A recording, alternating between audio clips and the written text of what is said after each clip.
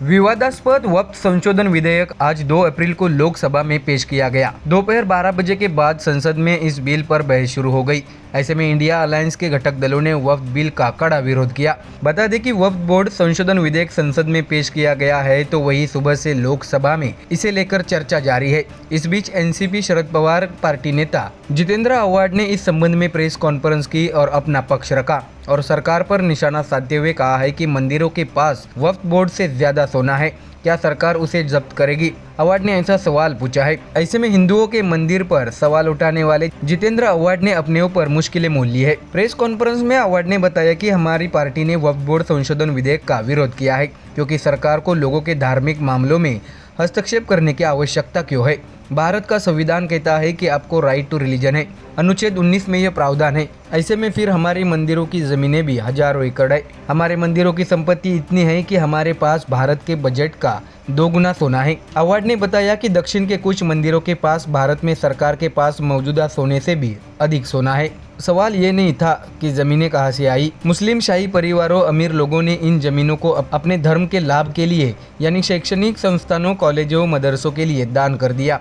आव्हाड ने बताया कि जब मैं मंत्री था तो मैंने फाइल पर लिख दिया था कि एक बार जमीन वक्फ हो गई तो उसे बेचा नहीं जा सकता। मेरे पास हस्तांतरण और बेचने के लिए जमीन थी, मैंने उस वक्त मना कर दिया। वक्फ का मतलब दान की गई जमीन, तो फिर इसे कैसे बेचा जा सकता है? ऐसा सवाल भी जितेंद्र आव्हाड ने पूछा है। तो वही केंद्र सरकार पर निशाना साधते हुए जितेंद्र आव्हाड ने कहा है कि क्या सरकार को वक्फ की जमीनों पर दखल देने की कमेटियों में अपने लोगों को देने की जरूरत है? अगर कानून बनाना ही है तो इसलिए बनाना चाहिए कि कोई भी इन जमीनों पर तिरछी नज़र से न देखे। इन जमीनों का इस्तेमाल सिर्फ वही समुदाय कर सकता है। इसमें ऐसे प्रावधान शामिल होने चाहिए जिनका उपयोग केवल सामाजिक उद्देश्यों के लिए किया जा सके। लेकिन सरकारी हस्तक्षेप, कलेक्टर को अधिकार की क्या जरूरत है? ये सरकारी ज़मीनें नहीं है। जिनके पास ज़मीन है वह उनके पिता की संपत्ति है। ईसाई समुदाय के पास हजारों एकड़ ज़मीन है। चर्च के पास मुंबई में भी कई ज़मीनें हैं। सरकार इन सब में हस्तक्षेप क्यों करना चाहती है? यह मेरा प्रश्न है। मुकेश अंबानी का घर किस ज़मीन पर है?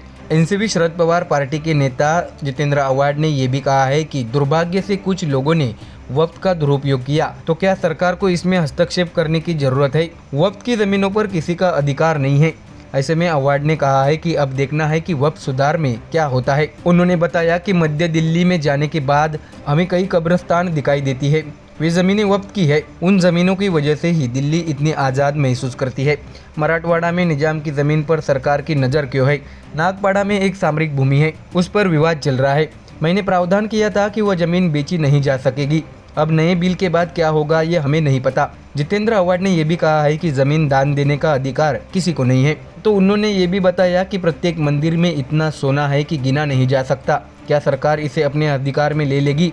आव्हाड ने चुनौती देते हुए कहा है कि अगर हिम्मत है तो उसे लेकर दिखाओ। तो देखा दर्शकों, विपक्ष द्वारा अपने वोट बैंक को हासिल करने के लिए और उन्हें खुश करने के लिए विपक्षी नेता अब मंदिरों के सोने पर बात करके ये बताना चाह रहे हैं कि वे मुस्लिम के हित में बात कर रहे हैं।